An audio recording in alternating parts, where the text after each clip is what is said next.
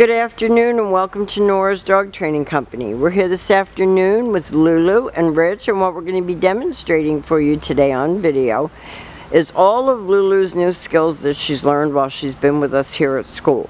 The first thing that we're going to take a moment to introduce is the training equipment that we're using. Rich is using a regular 6-foot web training leash. He keeps the bulk of that leash folded in his right hand. That leaves his left hand free to give any correction that's needed, and the only correction that we give is a little tug and release on her training collar. That is the second piece of equipment that we're using, and occasionally Rich rewards her with a treat.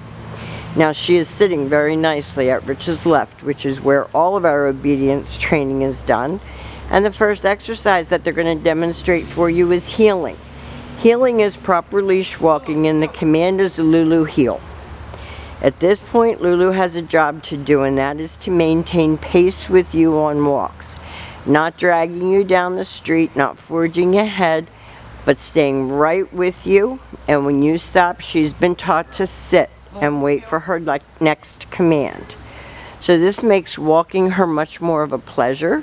She's under control. You're leading the walk.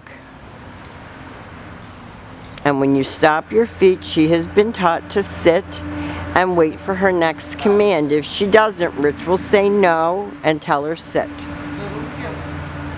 And they take off heeling again. And this is an important exercise for you to practice with her, because you take her places and you always want her to be under control when you're walking with her.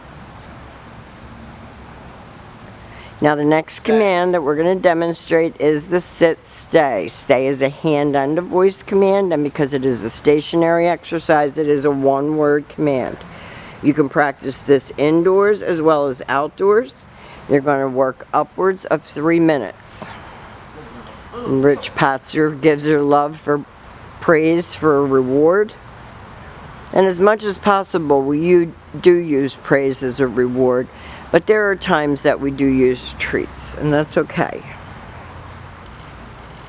Especially when you're first getting used to doing this. Stay. Rich leaves her in the sit stay. Mosquitoes. Yeah, it's buggy out here.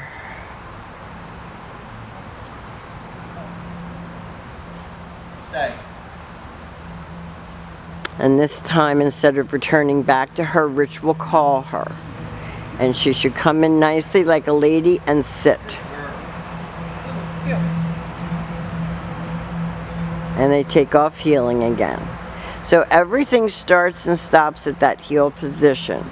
If you're a slow walker, she should stay with you. If you walk more quickly, she should do the same. And when you stop your feet, she should sit.